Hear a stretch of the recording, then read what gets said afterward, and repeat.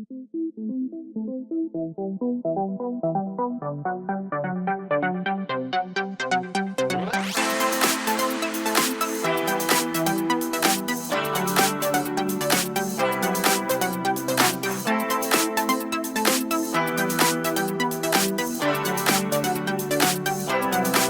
back to Ray's Honest Airgun Reviews.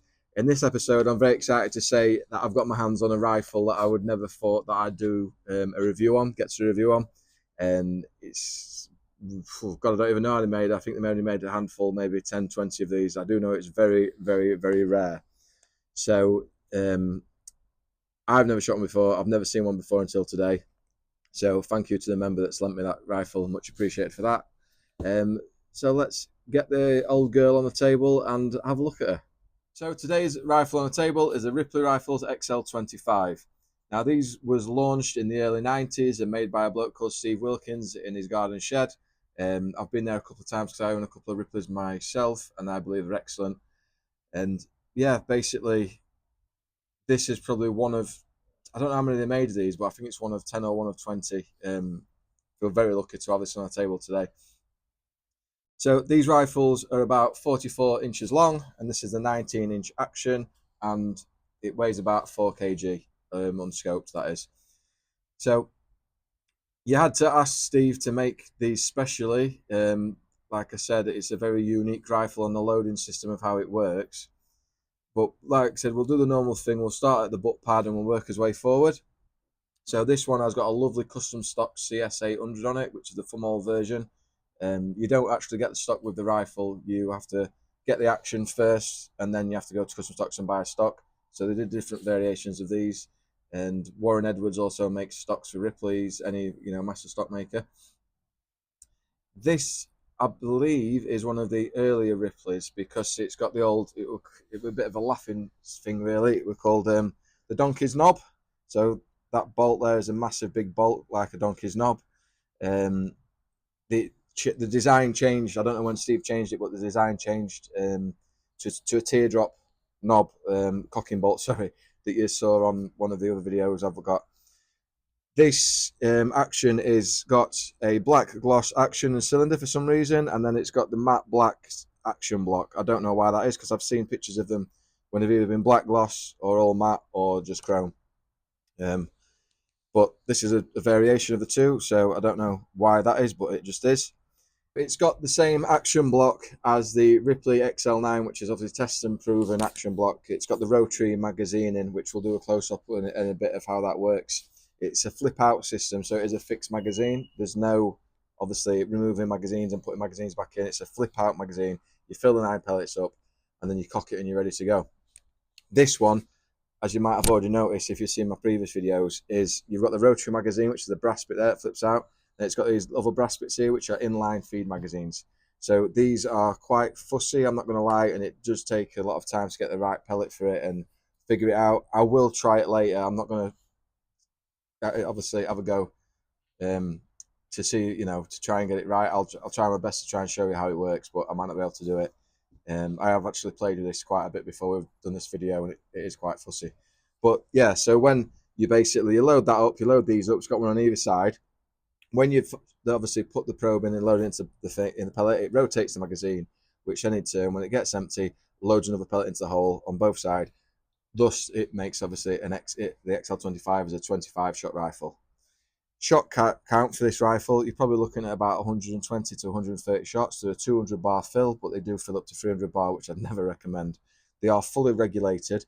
I've been told this, actually the regulator from Ripley rifle got removed out of this one and it got fitted with an IPS one.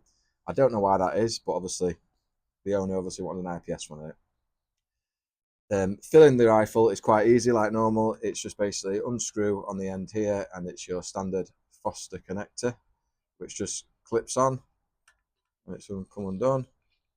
There we go, just straight on there. 200 bar fill, and you're done. Then back on. The end of the barrel isn't threaded like normal. It's the vice versa. Now, the actual owner, again, if you got to bring the silencer down for me, but that doesn't matter too much. Down to range today, it doesn't make any difference. But the silencer actually has got the thread on it. It's got the 1/2 inch UNF and screws into the actual muzzle weight, which is this bit here. Not the other way around. You don't screw the barrel's not threaded, should I say.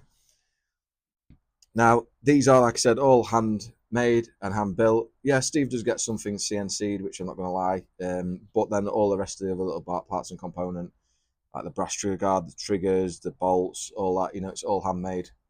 They are fitted with a standard 11mm dovetail mount for your scopes as well, so you can fit any scopes onto them. There's no Picatinny option for this, I'm afraid. So what we're going to do now is we're going to spin around and we're going to try her out at 30 yards and get some accuracy results. Right, so to load the XL25, it's pretty much the same as the XL9. You have to half cock the gun and then the magazine flops out, which you can see the magazine just here, which is a 9-shot magazine, rotary magazine there. So I'll just quickly load that up. The first pellets we're going to be using is the JTS Dead Centers, the 16 grain version. So we'll do that and we'll have 5. Well, no, I'll tell you what, we'll do 9 shots because we'll fill the magazine up rather than messing around, and we'll have 9 shots at 30 yards.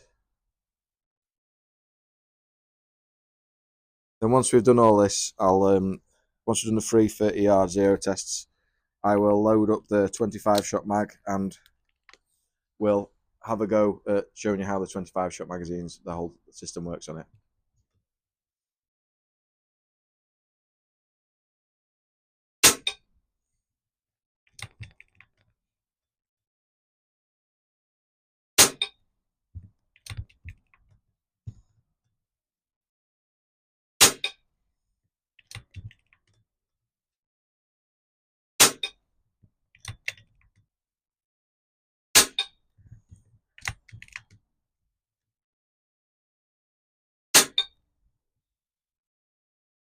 Right, so now we've done the JTSs, we'll move on to, I think we're doing the Crossmans and some JSBs, so we'll do the Crossmans. Now we're going to try the Ultra Magnums or Crossmans, the 14 grain pellets, and see what group we get with these.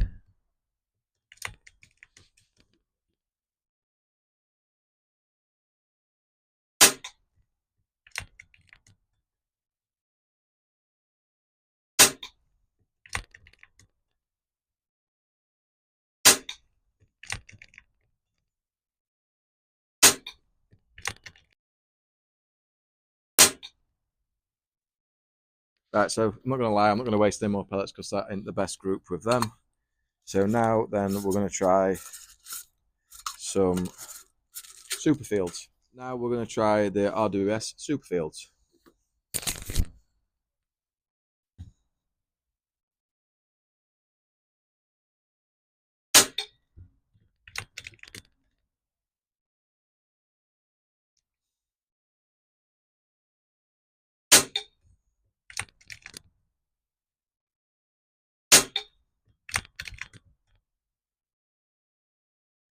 So the 30-yard pellet test results, obviously, it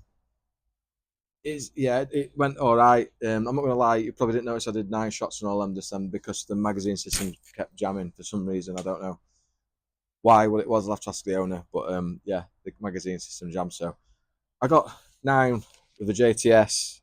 I got 4 with the Acapels, but that wasn't a great group anyway. And I think I got 7 with the Bisley Superfields, not Bisley, RWS Superfield. Sorry. So I personally think that the Superfields won with JTS. Then Acapels was all over the place. So yeah, I'm not going to be able to do a chrono test on this gun because, like I said, the magazine system keeps jamming, and I don't want to play about with it too much. I will, however, try now quickly and have a quick go with you showing how the inline feed magazines, and we'll do a close-up of that, and then we'll do the conclusion. So to load the Ripley Rifles XL25 magazine or the 25-shot system, how it works on the XL25 is you flip out the 9-shot magazine, which is here. Obviously, that goes around there. You fill that up full of 9 shots or 9 pellets. So you've got to remember there's no O-ring in this, so you have to keep the rifle pointed down at all times. So otherwise your pellets will just come out. There's nothing holding them in place. So It's 9 inside there. Then cock it, flip that back in,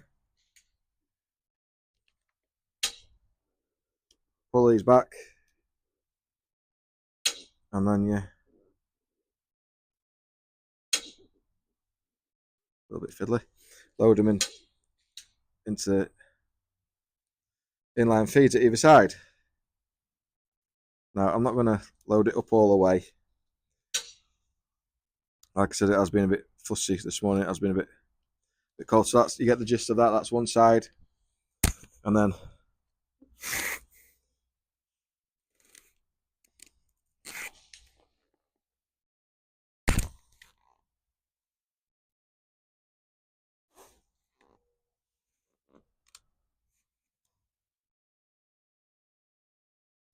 right. So that's obviously the other side. Like I said, if it was loaded up fully, it'd be back here and back there. So what I'm going to do now is I'll try and fire some off and see if it works and show you how it all works. So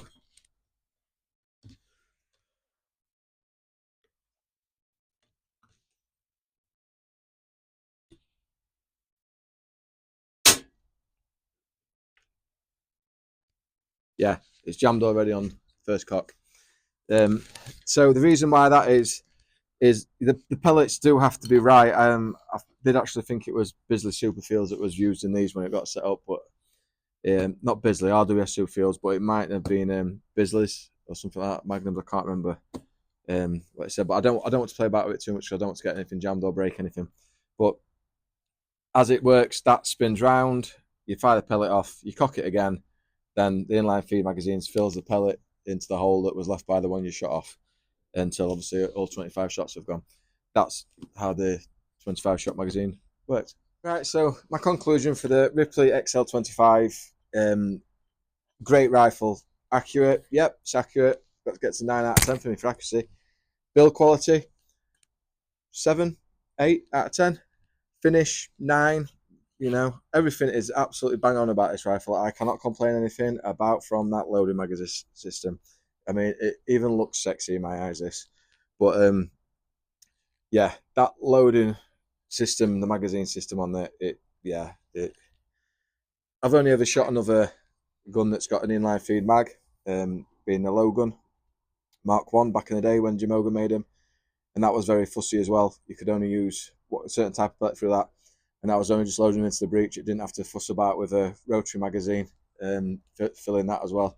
Like I said, you know, once you do get it right, I believe it could be a good system, but getting it right and everything is very fussy. But it's going to get a, I don't know, because I do obviously, I do like it, but I want to give it a 9, but I'm not. I'm going to give it about a 7.5 because of that magazine system. And you know, it should be the ultimate hunting rifle, which I think it was back in the day, or one of them probably. But yeah, as far as anything else goes, collector's item, yeah, you know, it is a good collector's item. There isn't many of these about, and like I said before, it's a good looking rifle. But other than that, yeah, thanks for watching my first review of 2025. On a very, very frosty day down at Camelots, very cold day, and yeah, thanks for watching the channel, guys. It's much appreciated, and I'm going to try and get out and do some squirrel hunting next. Hopefully, if the weather gets a little bit tad warmer, because you know you do kind of freeze your tits off this time of year. But thanks again for watching, guys. Please, if you liked this video, please like, subscribe, and share. It'd be great. It really does help the channel, and I'll see you in the next one.